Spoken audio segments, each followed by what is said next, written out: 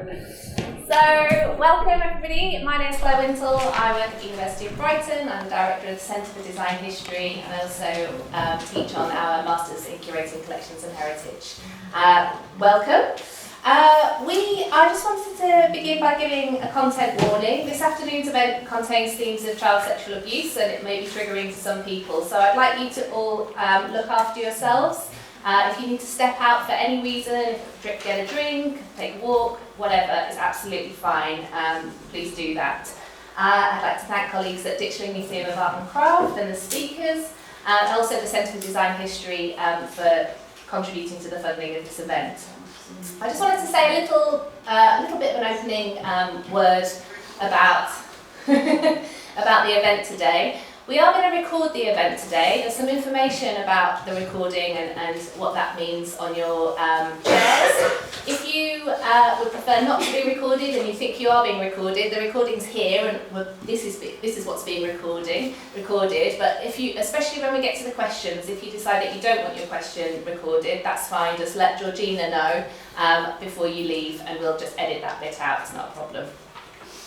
So. Museums are full, it turns out, of challenging collections, collections that are held in trust for the public, that have often been formed or regularly been formed through violence, and that might include colonialism, it might include slavery, and they reference the realities of humanity. That's what museum collections should do, but that does tend to include some of our lesser qualities, whether it be racism, genocide, and on this occasion we're going to be focusing on sexual abuse. And all museum practitioners have to deal with these collections, and those acts of documenting, storing, conserving those objects behind the scenes is really challenging work. And trying to make sense of these collections for the public then as well involves risk, personal and professional risk. And so I think it's really brave to bring challenging collections into the open and to ask for help in doing that and tackling those histories and potent legacies of these collections in a public way. And so that's why I'm really, really pleased that we've been able to partner between the University of Brighton and Ditchling Museum to help share the museum's recent experiences of working on the It Takes a Village exhibition. And this museum and its staff have, for a very long time, confronted the complexities of their collection, particularly those surrounding Eric Gill, an artist whose legacy is marred by the documented abuse of his children. And colleagues have consistently addressed this difficult history head-on. And so, famously for some, in 2017, the provocative exhibition Eric Gill, The Body, invited audiences and practitioners to grapple with the ethical questions of interpretation. And it really made waves in the sector for asking that bold question, can we separate the art from the artist? And that, obviously, and importantly, was a really critical issue for the sector and the art history community to address. But we're here today to discuss a different project, a new project that tackles Gill, but it feels to me quite a different project and an especially important project in many ways. For the Body exhibition, the then director, who's now moved on, spoke with advocacy groups for those who have experienced sexual abuse to inform their approach. But for this new exhibition, It Takes a Village, survivors have been at the heart of the project, and it was really being developed in collaboration with the Methodist Modern Art Collection and the Methodist Survivors Advisory Group as well. And so this new exhibition and its outreach programme explores how museums can responsibly engage with histories of abuse. And they've worked alongside survivors to imagine new possibilities for interpretation and care. And co-production feels an absolutely essential way, a critical step for museums to listen to those who've got lived experiences of the issues discussed, to support their own practice, but also to ensure that they're producing content that serves its stakeholders in ethical and just ways. But just as those of us who've been involved in collaborative projects in museums have long cautioned, collaboration brings its own challenges. It's messy, it's complicated, it's expensive, it's personally and professionally challenging for all of the people involved. And it's only really through doing that work that we realise this reality and how to do things better. And the museum sector is notorious for forgetting kind of the amazing work that it's done over time. Incredible projects happen, but they're swiftly forgotten as new demands come along. And partly this is a funding issue. Museums just don't get that opportunity to write down or reflect on the work that they do before they have to move on to the next funded project. But I think particularly in these stretched and fraught times, expending scarce resources, reinventing the wheel is quite exhausting, and it prevents positive transformation. So that's why I'm so pleased that we're able to take some time today, this afternoon, to reflect on this important project and the lessons learned, and record and share that for a wider audience of upcoming professionals. So as I said, we've got the Master's students in curating here at the University of Brighton. Hopefully it'll be really useful for your future practice. And we have established practitioners here and who are going to access the recording afterwards as well. So it's really nice that we can all come together today. And so I'm really grateful for the speakers, and especially for Steph at Ditchling for hosting us. And the order of the event, we're going to have 3 speakers who are going to roughly speak for 10 minutes each. And then we'll have a short response to those talks by Dr. Leslie Murray, Professor of Sociology at the University of Brighton, who's an expert in gender-based violence, and she's kindly agreed to reflect on the talks today and possibly inform next steps based on her own groundbreaking project on gender-based violence in the COVID-19 pandemic.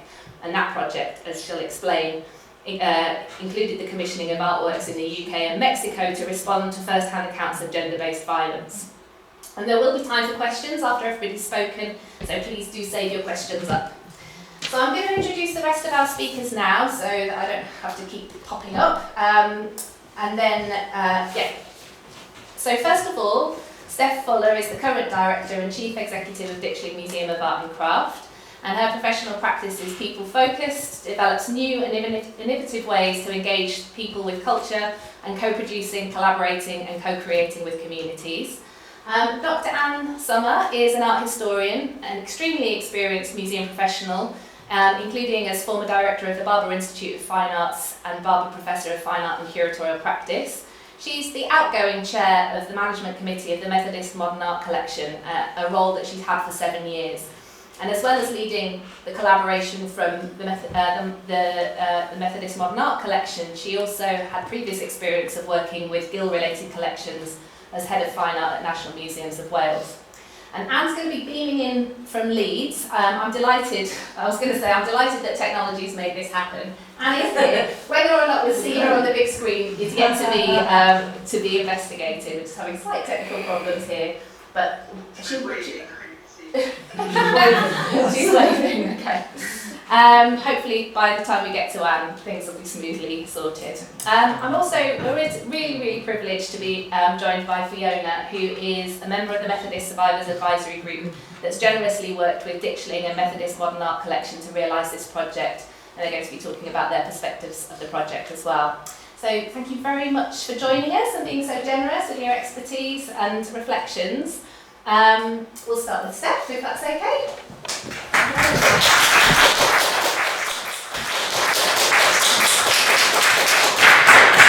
Okay, well, welcome to Ditchling Museum of Art and Craft, especially those of you who haven't been here before. I'm the director here now. I've been here for 8 years, and during that time, Eric Gill has been something that we've been grappling with throughout, really. So I'm going to talk just a little bit about the museum and what it is. A bit about the context, so the context in which we started this project, and then a little bit about what's been happening. I'm not going to talk a lot about the process, although I'm very happy to talk about it more in the questions, but I feel that Anne and Fiona are going to cover that, and it's kind of their story, probably more than it's our story, even though it's here. So, Ditchling Museum. It's a small, independent, rural museum, no revenue funding, founded in 1985 by 2 sisters who've been part of the creative community here since childhood. It was extensively redeveloped and then reopened in 2013 in the form that you now see. At which point, having started life as a museum of the village, a village which actually randomly included an extraordinary creative community, it became focused in on being an art and craft museum. So obviously the village and village life is an important context, but it's not what we're focused in on so much now. Eric Gill is obviously an important part of the collection here, but In terms of the work that we have roughly 20,000 objects in the collection. 4% is Gill or Gill related. It's not that much, less than everybody thinks. And Gill, who came here in 1907, left in 1924. So 17 years in Ditchling. It's important, he's crucial to the setup of the Gill. He's a very important artist and part of art history, but he's only part of the story for us. He's a small part of the story. And I think one of the things that's been challenging for us ever since the Eric Gill The Body exhibition happened in 2017 is trying to get people to pay attention to other stories and other people, women's work, queer stories, all sorts of other fascinating narratives that are part of the history here, which are getting disappeared under the shadow of this one very dominant figure. So Eric Gill The Body happened actually as I was being recruited to the museum, and Nathaniel left just before it finished. I think, all curators, they look at things and they go, I wouldn't have started there. And I felt very much like that about the body. I think it was important to tackle Gill and questions that the tensions between his art and his practice raised. But, to be honest, if I had been doing it, it wouldn't have looked like that. I think that the exhibition, there was a lot of sexually explicit material in the exhibition, which was challenging in its own way. But the thing that I really felt was it was a very unfeminist reading of the whole scenario, and that there was the daughters, the abused daughters, were represented by a doll and as child victims. There was nothing about their later lives, about their agency, about anything that gave you any sense of them as people. And that felt to me a big mission. And it's taken 8 years, but we've come back round to a very different place now, and I'm really very happy about that. So the other thing which I think is important to understand is that when I took up post, which was a few months after the body post, there was another exhibition in the interim, staff, colleagues here, all still seem quite shell-shocked by the experience of having the exhibition on. I think people, they'd kind of tough it out, they thought it was important to do, but they hadn't sort of been supported in a way that had made them able to manage the emotional repercussions for themselves very easily. And certainly, I think, there was quite a lot of difficult stuff for people. Because we're talking about what was the legacy. It's like, I don't really know what the legacy is because there isn't really that much of a plan. I think there was a real feeling for a lot of people, they just wanted to put it behind them and move on. It was done. Didn't feel done to me. And the other thing that it done, which was kind of unhelpful in many ways, but the broader narratives that we're interested in, is that the museum, had become so identified with Eric Gill that anytime anything happened involving Eric Gill, we would get asked to comment, speak to the press, and this is not actually our territory. So we did a run of exhibitions that focused on a lot of really different things, just to try and make sure that it was clear that he's part of the story, but he isn't the whole story. So, behind the scenes, we did lots of work working through and articulating, what did we think, what was our position on Gill, how would we curate his work. And we worked with staff and the board very, very intensively. And we produced a statement which is on our website, which you can read, which is reviewed annually, which kind of sets out our story in terms of our position, which I suppose, in a nutshell, is that we don't think Councillor Gill is helpful because he's very central to a lot of our historical narratives, and if you take him out of there, it's quite hard to talk about that. But we also think he was a reprehensible person, and that we absolutely wouldn't hide from that either, and that that's something that, you know, in the context of showing his work, we would reference and talk about. And we also, even further behind the scenes, we have a very developed policy around handling Gill internally. So that ranges from induction, things to do with process, so if visitors come in and complain about what we're doing, or there's a kind of process of how that gets escalated, who has to talk to them.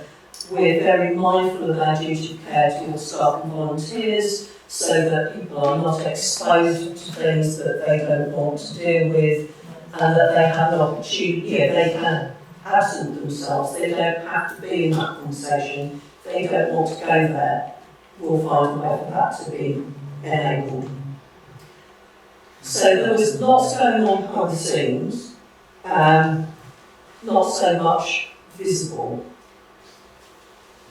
Why forward to now? Actually, not now. 2 years-ish ago, maybe a bit more, I had started talking to Anne at the Methodist Art Collection about Gill and the challenges of showing his work. And I mean, Anne had much more to say about this, but the Methodist Modern Art Collection contains Gill, and they have been doing some very interesting work, I felt, including talking to the Methodist Abuse Survivors Group to get their take on what to do. And I was really interested in that, not least because I felt that the conversation was very polarised between people who thought art was the most important thing and people who thought abuse was the most important thing. And nobody, it was either kind of cancel Gill and burn his work, or it was a kind of, well, what's the important thing, because that's art, and art trumps everything else, and so you should just show the art and not worry about it. And I thought, well, whose voice is not in this conversation? Survivors. Surely the most important voice would be survivors. But I couldn't think of any possible way that we could go and sort of look for survivors and hey, come with us and look at this nasty stuff. It just felt a completely inappropriate and impossible thing. So when we were approached by Anne, who said that the Survivors Group were interested in showing the work that they had in a context that looked at Gill more widely, and that might open up a conversation about childhood sexual abuse. It felt like a gift, really. It's slightly funny, it was very difficult work, it was quite painful, I think for everybody, but it's been a fantastic experience, and I'm immensely grateful to Fiona and her colleagues in the group who worked with us. It was just a really quite extraordinary experience that we were very privileged to have. The work, which you had a chance to look at, is in the context of It Takes a Village, which is a collection show for us, so it places Gill amidst all the many other things and people and disciplines that were going on in the village, which I think is quite helpful, and it's been very well received. We did a lot of work, we did a lot of training, we did some training with an abuse survivor-led group locally about how to talk about childhood sexual abuse, how to, I suppose, internalise thinking about it in ways that make people feel that they were informed enough, they had the right language, they were comfortable enough to do whatever it was that they had to do. We did training with volunteers. And we also had a whole lot of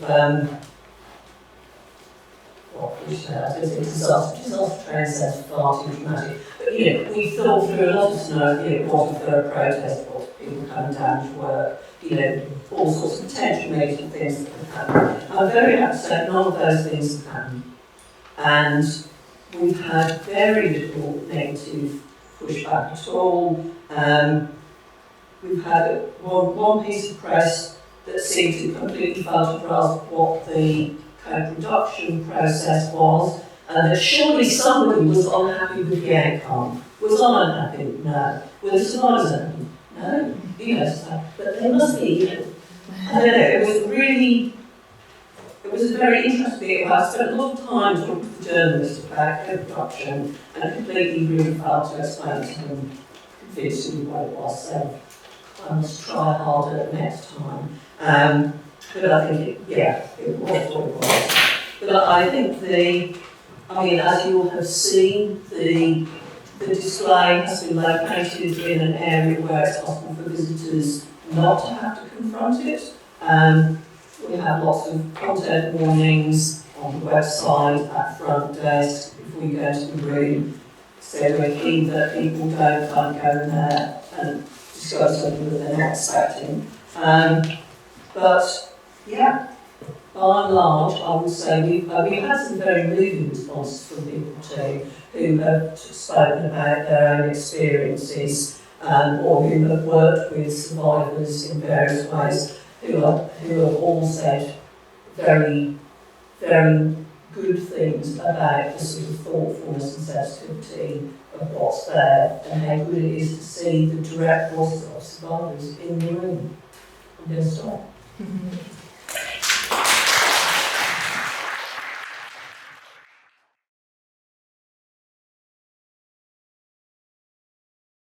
Well, thank you for this opportunity to present to you today. As the outgoing chair of the Methodist Modern Art Collection, I've encouraged co-curation on a number of occasions, particularly in Coventry for the City of Culture in 2021, and more recently in Bradford for Bradford 2025. On both occasions, we worked closely with groups concerned for a whole year beforehand, exploring various themes such as peril. However, this project has been exceptional and pioneering. It has developed over a number of years, building relationships, and the focus initially was one small watercolour by Eric Gill. Annunciation of around 1912 was accepted into the Methodist Modern Art Collection in 1991 as a gift from the great supporter of the collection who has given generously in the past. It was chosen specifically because it identified a crucial subject in the New Testament that was not covered by any of the works then held. The Methodist Modern Art Collection has its roots in South Wales and includes a number of artists who have connections with Wales. Gill worked for a period, and Capel Finn in the Black Mountains, so that may have attracted those who purchased the work to buy it as well. But the main acquisition reason was the subject matter. It filled a gap in the gospel narrative which our paintings tell. This photograph shows Gill at the height of his success, photographed by the Society photographer Howard Costa. He was working in Wales at the time, in the Black Mountains, a very remote area, designing his famous typeface and sculptures such as the Sleeping Christ of 1925. But the darker side of Gill was gradually being exposed, and questions were asked about those who displayed his work. Margaret Kennedy, from the Catholic Church, from 1998 onwards, led a campaign to have Gill's Stations of the Cross removed from Westminster Cathedral. The presence of Annunciation in the Methodist Modern Art Collection gradually became what we term contested, reflecting the debate about Eric Gill's dark private life, raising issues about how we approach the work. Our management committee recognised that this artwork could not be detached from the knowledge of the artist's behaviour.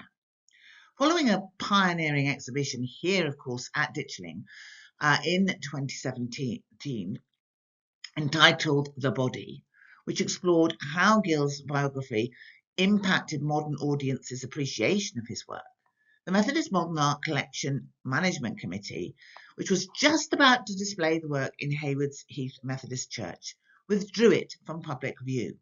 placing it in the reserve collection, no longer loaning it, and removing it significantly from the website, as there was a growing public acknowledgement of outrage at paedophilia. A new scrutiny of Gill's behaviour gradually developed.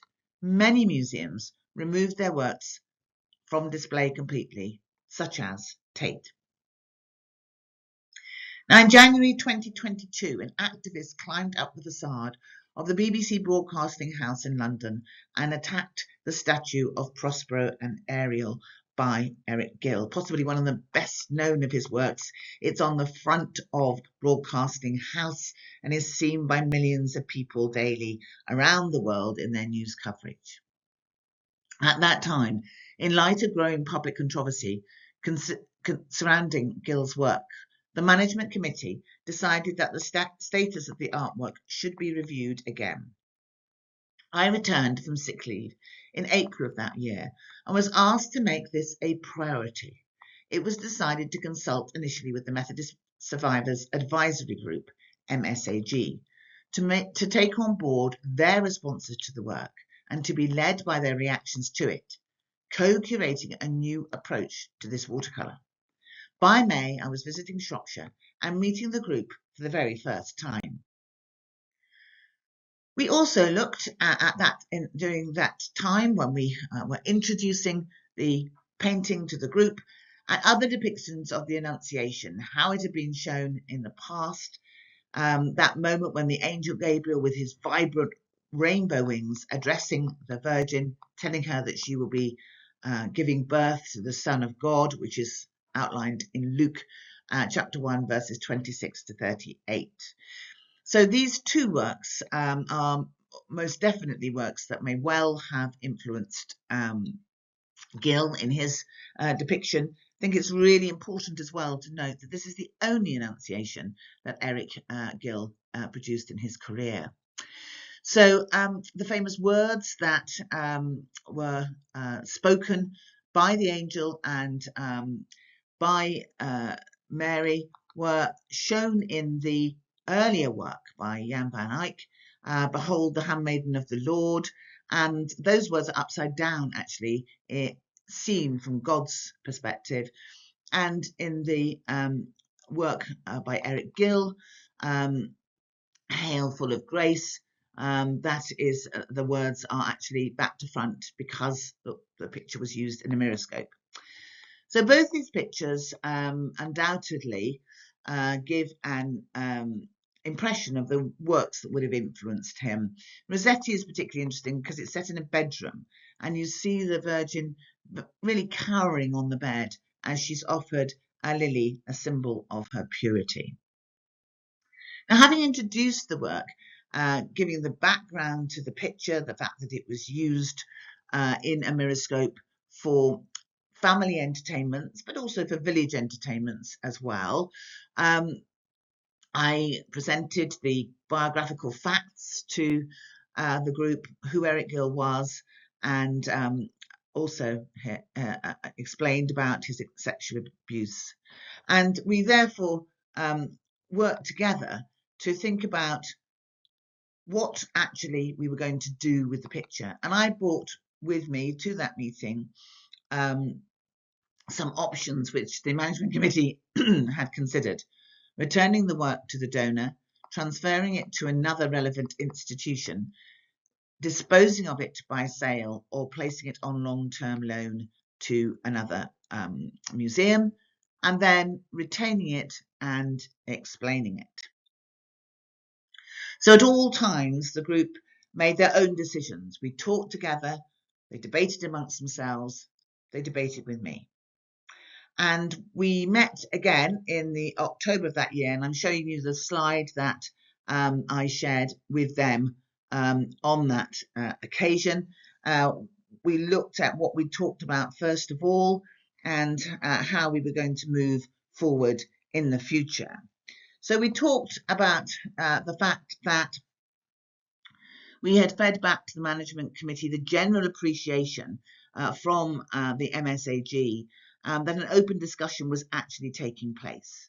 We explained the general consensus of the group that Gill should be maintained, kept in the collection to gain an understanding of supporting survivors and to reflect the fact that the Methodist Church listens to survivors and supports them. So a really strong feeling around retaining the work, and that giving the work away or selling it was passing the buck, reflecting a concern that we would be putting the burden on others rather than ourselves. And at that time, of course, it was in the reserve collection, and we passed the information back to the church that the group, the MSAG, would like to see it removed, returned again to the website, and acknowledged, restored to the collection, the main collection.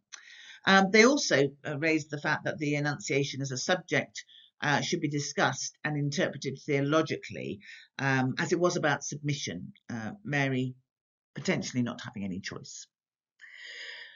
So in that October meeting, we started to look more closely at how the work actually spoke to the group, how they saw it. And in 2023, we set up a smaller subgroup of the main MSAG with just 4 members in it, 4 co-curators, to help us look at how we returned the watercolour to the website, and included at that time their observations on the picture. Gradually, we built up trust and understanding, working together over a period of years as relationships developed. Our initial priority was returning the work to the website with a full biography that would acknowledge Gill's abuse. The group also felt that Gill in that circumstance would have extra focus because none of the other paintings in the collection had this full biography. And so simultaneously it was agreed that we do project research about other artists in the collection. We would reflect in their biographies their life experiences, whether it's the fact that they worked in World War I, fought in World War I or World War II, whether they had cancer or illness, and how that impacted their careers, so that all the artists would have similar length biographies. And then we asked Reverend Catherine Hutton, who was on our committee, to start writing a new theological explanation. She pointed out that Mary is composed at the news of her pregnancy in this picture, asking, "How can this be, since I am a virgin?" And that Mary challenges the angel, but she also displays trust and agreement.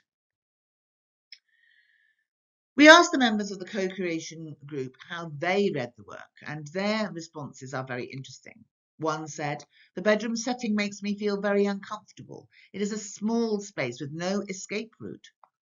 Why would he choose to set the painting in the bedroom of a young woman, which links it with sex?" And of course, we've seen how Rossetti also did that in an earlier work, put the actual scene in a bedroom. The angel, this is another response, the angel Gabriel appears intimidating, looming over Mary into her personal space, in her actual bedroom. Mary is kneeling. She's in a submissive position, controlled. There is also a small window and therefore no escape, suggesting sexual posturing. Another of the co-curators wrote, "Mary appears to be powerless in a vulnerable situation, overshadowed by dazzling, multicoloured, larger, presumably male, angel." But one member did acknowledge that having been given the information about Gill's past, this was an influence on how they interpreted the work, which may not have been the case had they not known beforehand. Over the next year, the group of 4 co-curators pursued the idea of returning the work to display as well.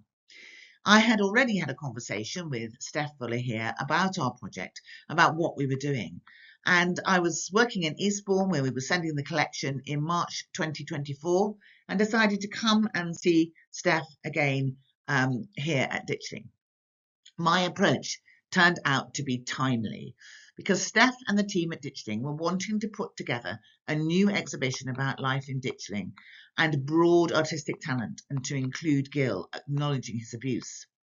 We were able to work with Steph and Jolene as a group, and as Steph has said, to come to on an initial visit to the museum in August. And that was really an important moment for us to come together when the museum was closed and have a really extraordinary period of time where we looked at potential exhibits, the space that might be available for our display, and what we should and what we should not include.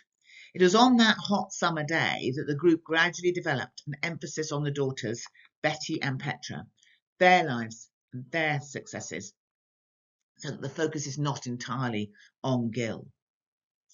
This was followed by monthly curatorial meetings on Zoom, choosing themed sections of the exhibition, selecting works that would be reflected in those themes, and developing this focus on the daughter.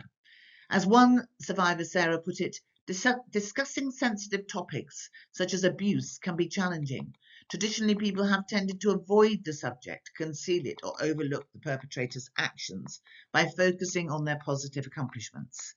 As survivors, we saw the Gill painting as an opportunity to change this narrative. Instead of hiding it, we wanted to use the artwork to start conversations about abuse, acknowledge the victims, confront historical abuse, and discuss its intersections with faith. And I really do want to say a huge thank you to all of the survivors who participated, who were so articulate about their feelings. As part of our research, we undertook as well a Tate archive visit to view the microfiche films of Eric Gill's diaries, with one of the survivors volunteering to look at relevant entries about Gill's sexual abuse and any reference to the Annunciation, which we were trying to date, more information about it. Her name was Vivian. So Vivian Kate Little, who is the Safeguarding Survivor lead officer and here with us today, and myself went to the Tate and looked at the microfiches of Gill's original diaries. These are now held in California. We wanted to consider entries that might shed more light on the dating, as I say, of the Annunciation, but also to check the references to the abuse of his daughters in McCarthy's book, because although we had those, we didn't have the exact references. Our work was intense, looking through a mountain of material that shed light on all aspects of the Gill's family life. During a break in the Tate Cafe, I asked Vivian, whose lived experience enabled her to see things differently, about the impact of reading these entries on her, knowing myself how disturbing I was finding it. Her response to me was, although I knew that Fiona McCarthy had got her information from his diaries, I was still shocked by how casually he treated the abuse he carried out. For instance, a typical entry in his diary would read, met with blank to discuss painting, worked on blank painting, had sex with daughter's name, had dinner, bathed with sister's name, bedtime. This totally disgusted me, especially when I hear people say, oh, but he was a brilliant artist and you have to separate his life from his art. No, you cannot do that. That's why celebrities get away with abuse. Perpetrators have to be exposed for what they are, and Gill's casual attitude to his appalling crimes increases it tenfold. One thing Vivian, Kate and I could not do on our break was view any of Gill's sculptures owned by the Tate, since they are no longer on view. The return of our work to the website in April this year resulted in coverage by The Guardian of our project, and many more articles appeared when the exhibition opened. And I was given the opportunity as well to write an editorial view in the Museums Association journal, which I really appreciated. There was one social post put out by the Methodist Church, which did result in some criticism, particularly of me, that I had led the survivors, encouraged them to make particular choices, such as putting the work back on display, such as maintaining it in the collection. And that was quite difficult for me, but after consideration, we decided that a response from me wasn't the appropriate thing to do, and there was a response from our communications team. I was really incredibly grateful for the support that the survivors showed me at that time, and the letter that they wrote in response to some of that criticism really helped me to understand and appreciate actually what an important project we have built together. And I would like to thank them. Hopefully their voices have always been at the front of this project. They have given of their time as a volunteer, as have I actually. This is a project I'm doing outside of my my usual work, to really produce something that is groundbreaking, and we hope will lead the way for curation in the future. Thank you.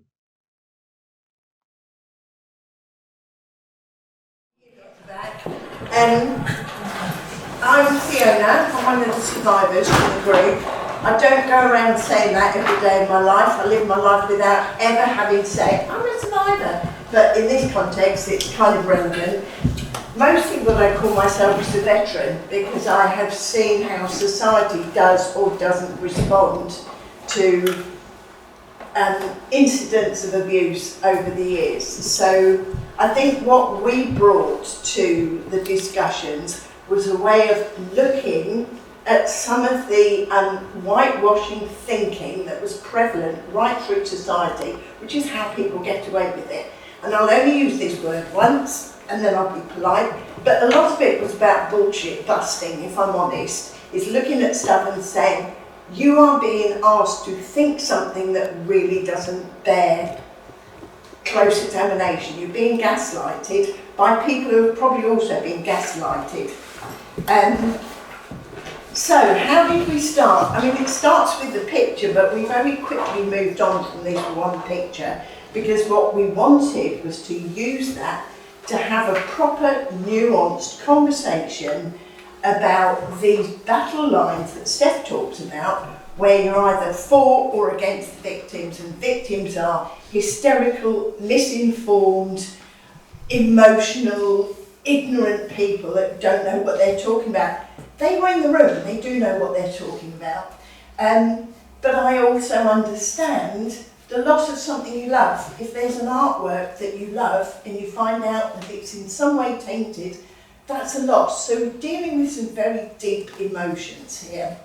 And what we wanted to do was use the opportunity to really unpick the context, the cultural context of what was going on. So we started with Fiona McCarthy's biography. I had to read it, not something I do from choice, but you need to know what you're dealing with. And I would pick up that in Gill's diaries, he not only recorded his sexual liaisons, but the positions. He had codes for how he'd taken people, and which way round they were, and what was involved. I mean, it was a kind of a manual for experimentation, really. So we looked at that. We also looked at the media coverage of the Eric Gill, The Body exhibition here, and that was, some of it, seriously, was very entrenched in one side or another. One of the reports I read said she talked to a survivor, and the survivor said she approved the protest against having artworks removed. But when she really talked to her, there was no protest, there was no artwork, and she didn't know what she was talking about. And my response to that is, well, you might know about art, but when it comes to abuse, do you know what you're talking about? So, you know, talk to each other, don't just dig in on your own positions. And I also picked up, this was me personally, that the daughter Petra, who was alive at the time the book was published, was being used to say it didn't do any real harm, it didn't do her any damage, there was nothing wrong, it was okay really, it wasn't nasty. And you can kind of pick out the way that people's experience are used to serve one agenda or another. So we want, as a group, we wanted to look at what gaslighting was going on that needed to be called out. I mean, I know that one, it didn't do any real harm. I think people just meant I didn't get pregnant, so it was okay, there were no long-term effects. We also wanted to know if this was true, that Petra had not suffered an emotional impact and was a well-rounded human being. How did she get there? What can survivors learn from that process so they can also get there and go through a healing process? So what we had to do was look at what was around. We went looking for Petra, who died by then. What could we learn about Petra? And I picked up on 2 obituaries from when she died. One of them was by Patrick Nugent in The Guardian. This was 1999 when Petra died. and it's a shame we haven't got it up here because I really wanted you to see it in writing. The first thing that annoyed me intensely, and I don't have an issue with Patrick, I think this is just how they framed this kind of topic at the time, was he said that Petra was in a real sense Gill's creation and made in her home the simple but richly creative society he believed in himself. Nobody is one person's creation. Half her DNA came from her mother, and just because Gill said this is how a home should be run, that's not what makes it happen. It's the people running the home that make it happen. Where are the women in all this? Where are the other influences on her life? It takes a village to raise a child, so where are the rest of them? I thought that was bad enough, but when I revisited it, I found a couple of other things that annoyed me. And I say, I don't have an issue with Patrick. Patrick is reflecting what's around at the time. Gill introduced Betty and Petra to the mysteries of sex and recorded the occasions in his diaries. How noble was that he did that for his daughters? To my mind, looking at the way he coded it, he stripped away any mystery, any emotional attachment to sex. He just made it all about mechanics. I want to know how it works, and anybody who's around me will serve my purpose for that. It sounds so noble, initiating somebody into the mysteries of sex. I don't really think that's what was going on. And then his other comment, Patrick's comment, was a remarkable aspect of those liaisons with Petra is that she seems not only to have been undamaged by the experience, but to have become the most calm, reflective and straightforward wife and mother.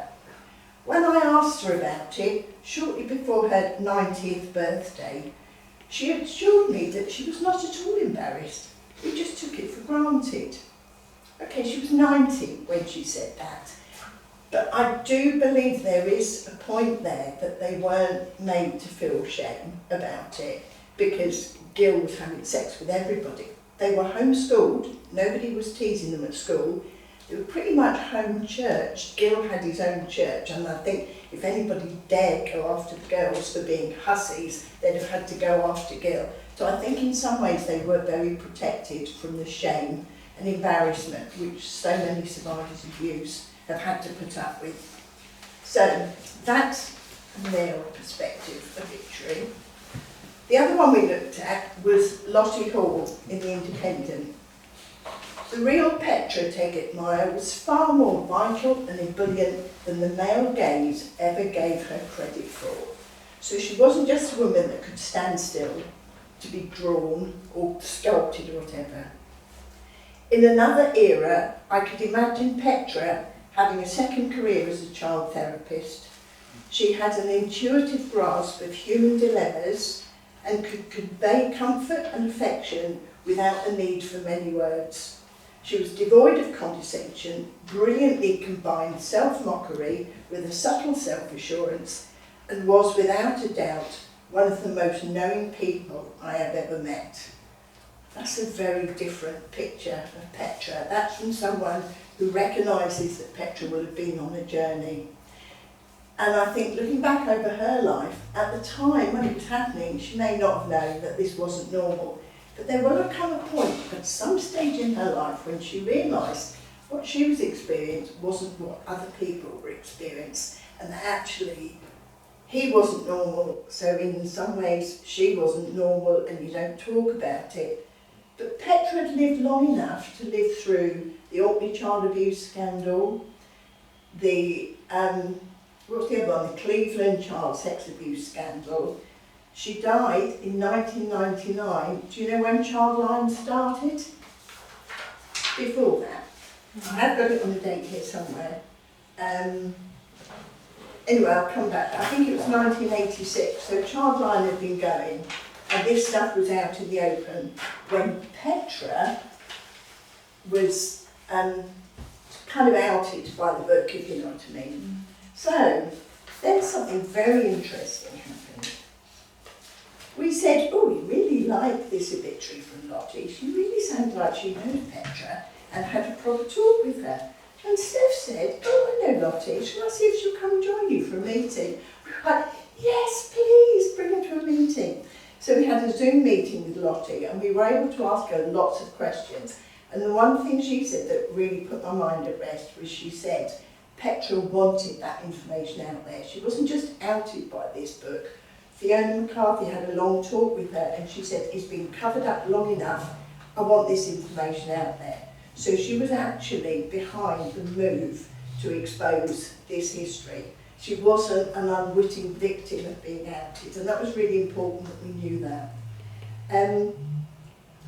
It was interesting talking to Lottie because she also said there were things she didn't ask Petra because she never thought about it, because she didn't know enough about the subject to ask the right questions. So I think that was very interesting. And then Steph also said, oh, well, I'm in contact with Betty's great-granddaughter. Should we see if we can have a meeting with her? So we had a meeting with Betty's great-granddaughter. What was it like to grow up knowing that your ancestors' sculpture is in the museum having sex? I mean, it's kind of a family legacy. And she was fascinating talking about Betty, particularly around Capel y Ffin, where they were in Wales, because it was so secluded and so remote that Gill could more or less do what he liked, run it as a cult. But when Betty took it over, she used that remoteness to turn it into a sanctuary where people could go on retreat and heal traumatised people, broken people, completely turned round the way that isolation was used. And for me, it really brought home how they were a family, because the great-granddaughter said she could spin. I can spin, that's why I like that. I talk about that a lot with Petra. And she'd learnt it from her mother, who had learnt it from Auntie Petra. And you kind of think, oh my goodness, she's Betty's like, but Auntie Petra taught her to spin. So you get a real sense of family and a real sense of these stories that have not been told, and how they've used their experiences to turn it around and make their lives embracing of broken people, a place to heal broken people. So that's really where I wanted to say, we checked our sources, we did a lot of research. We didn't want to be hysterical and entrenched. We wanted to change the conversation and ask the right questions and say, stop being entrenched on both sides, have the conversation. And that's why I say about Patrick, not against Patrick. Some of the things he said, they're myths, I know, I've heard in my own life, and he got them from somewhere. And these were the stories that were around at the time with the pedophile information exchange, who were quoting all this stuff and saying, you know, it's not fair, children should be loved by people who love them. One of the myths was, better to be broken in by somebody who loves you than a stranger in the park. It's like, really? Are those the only two options? And just as a last fact that I really wanted to raise with you, it was illegal at the time. When Gill was doing this, there was a law against incest. 1908 it came in. Before that it came under the church, who had moral authority, but it was illegal. And up to 16, it was the male offender, or the adult, who would go to prison. After 16, it was the woman, because she shouldn't have consented. I just thought I'd drop that little fact with you to think about.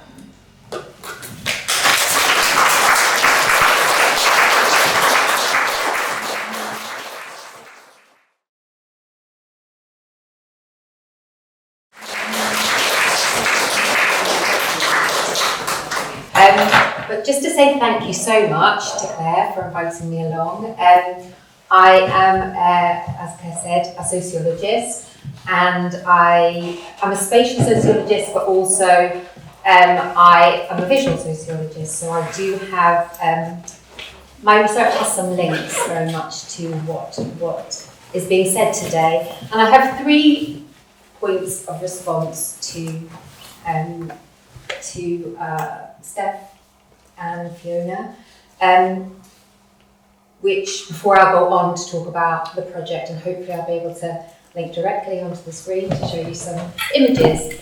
But first of all, this was raised, I think, by all three really was, and particularly important for me, you know, because I think the point to make here as well about this is that I think sociohistory has got a lot to say here, and some of it is about me learning about all of the issues that are at play here, and the first one was around the idea that the art is greater, and that art should be privileged despite any suffering that it's caused, and that it has the right to exist and be seen because it was created.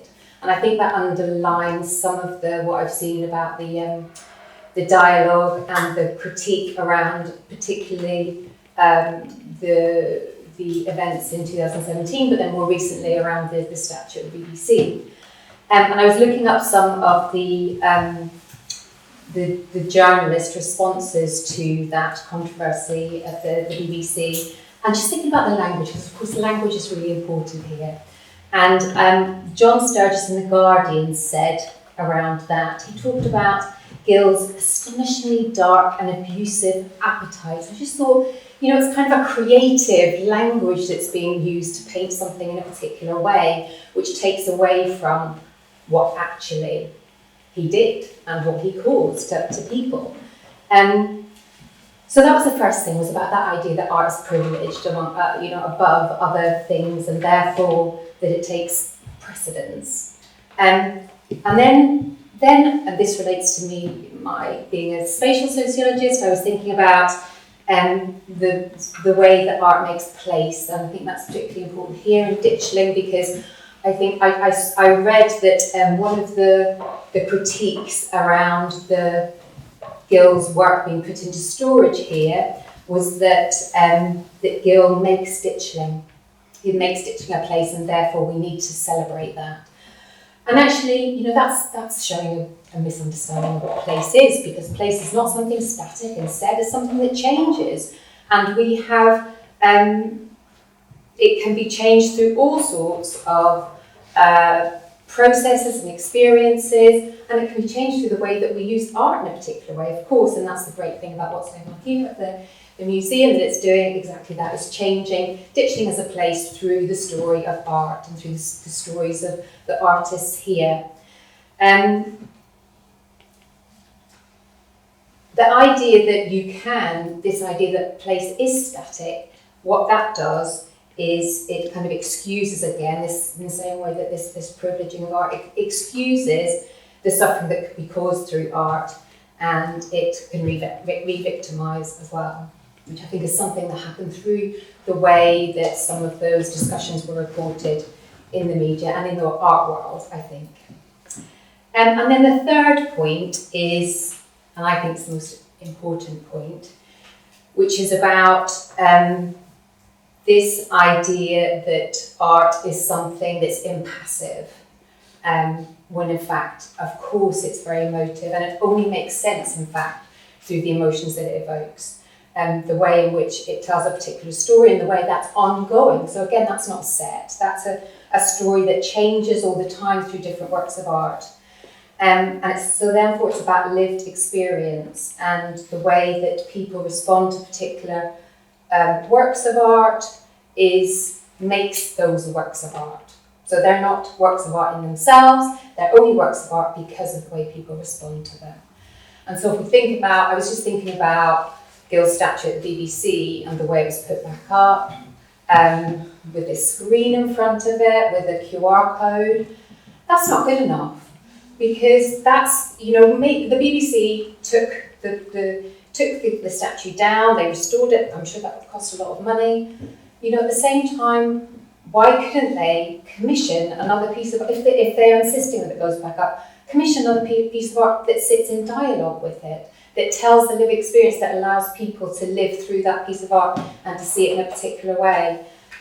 Most people will walk past that and not even engage with the stories behind it. So lived experience is really important, and one of the articles I read around that controversy said the argument was, who was this? This was Jonathan Jones in The Guardian.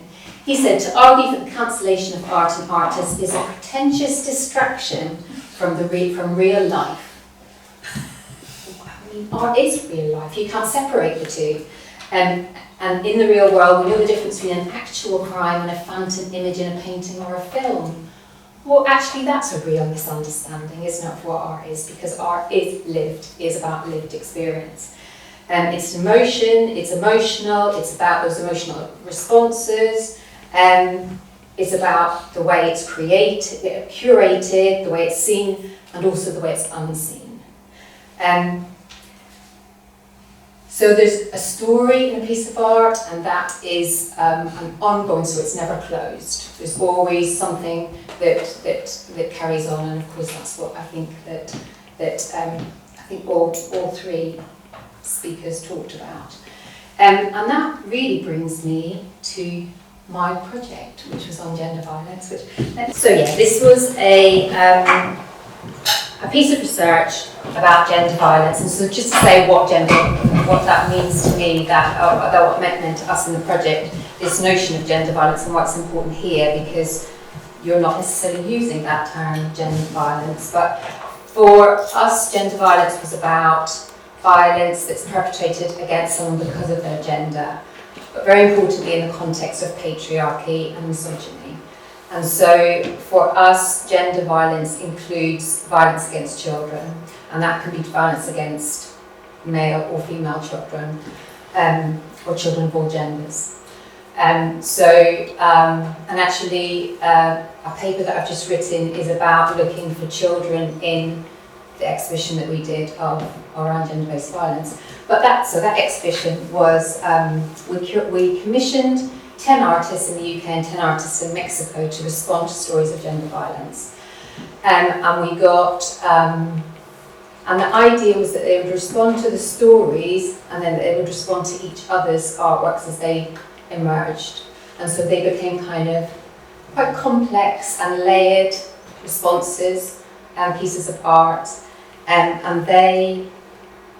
We got installations, sculptures, pieces of creative writing, paintings, photographs, films, lots of different forms of response, artistic response to the stories of gender violence. And the stories of gender violence came from accounts that were written during the COVID-19 pandemic. So lots of different accounts, but the artists themselves brought in their own stories into their artworks. And we also, very importantly, the artists represented minoritized groups, because we found in a previous project that the stories from minoritized groups were very much missing from kind of the public domain. There was a lot of stories out there, but they weren't from minoritized groups. So we got, we then showed these images in a number of exhibitions in Mexico and in Brighton. And they weren't in, actually really important, and this is something that I would like to take forward, they were not in a museum and they weren't in, they were curated by a professional curator. And so they were put together by a team of mostly sociologists, but also creative writers. So we had some expertise in there, but we probably, and going forward, that would be something I would like to be working with curators on. And so we found that we had the exhibitions in Mexico and in Brighton, and we had roundtable discussions alongside them and workshops. We brought people together to talk about their responses to the work of art. So again, that added to this kind of multi-layering of the stories. We found that what the artists said about their experiences were that they found them enlightening, that these cross-cultural stories were really coming out, so that particularly the artists in Mexico were saying that they had no idea of the extent of gender violence in Europe, because they're told that their country is kind of exceptional, and that they were liberating. So some of the artists were telling their stories for the first time, and they found a real comfort to be able to tell them in that way. That they were collaborative, it allowed them to work together and to talk to each other, and it showed that the stories were constantly evolving, and that very importantly that this idea of lived experience in fiction were very much being brought into dialogue, so that it's kind of blurring the boundaries of what both of those mean. really importantly, I think is this idea about that art is lived experience, and that when you bring any artwork, especially an artwork that's controversial, into the public domain, I think you've got a responsibility to put it into conversation with the group of people that piece of art may cause suffering towards, and to carry on that story, and preferably to create new pieces of art that can sit alongside that. Thank you. Okay, questions, thoughts, queries to any of our speakers would be great. Has anybody got any thoughts or questions that they want to ask?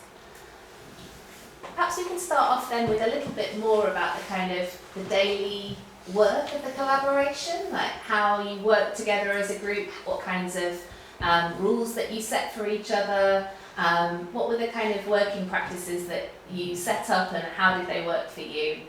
Presumably that was a tricky thing to kind of manage in the early stages, and I'd like to hear a little bit about how you handled those challenges from all perspectives, really. I'll have a crack at that. Yes, lovely, thank you. And always with these things, when you start off, you kind of guard your emotional self, so you talk about it very matter-of-factly, very logically, but very quickly we realised that the people in the room were engaged with the topic. Steph and Jolene were, I use that word, engaging, warm and engaging. You're not going to talk about this stuff to people who are freezing you out, don't want to know what you have to say. It took a bit of time to build up. Also, there were 4 of us survivors on the group with very different experience. There's a value to that, bringing in different perspectives. I can't stand here and represent every survivor on earth. And there was one person who particularly did not want to be involved because she didn't approve of what we were doing, was a burn it, stamp it one.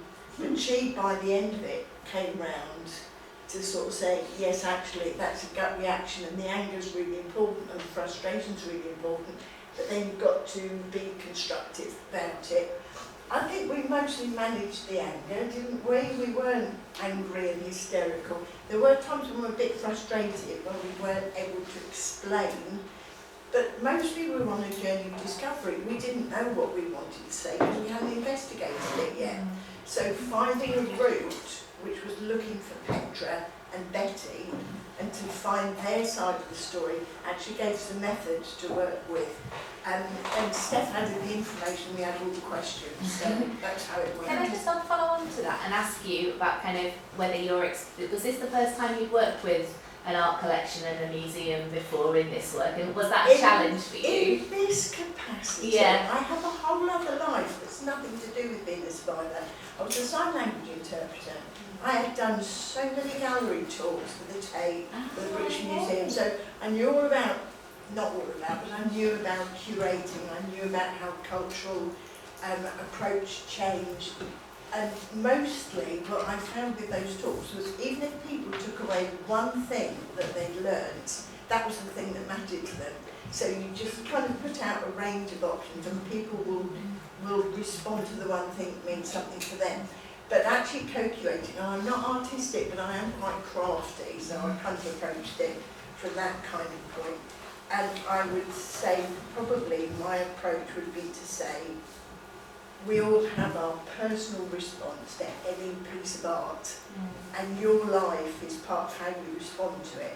So the fact that somebody looks at that picture of the Annunciation and goes, oh, trapped in the bedroom, what a ghastly idea, who ever thought of doing it that way, is a perfectly valid response and tells them something about themselves, really. Super, thank you, Fiona.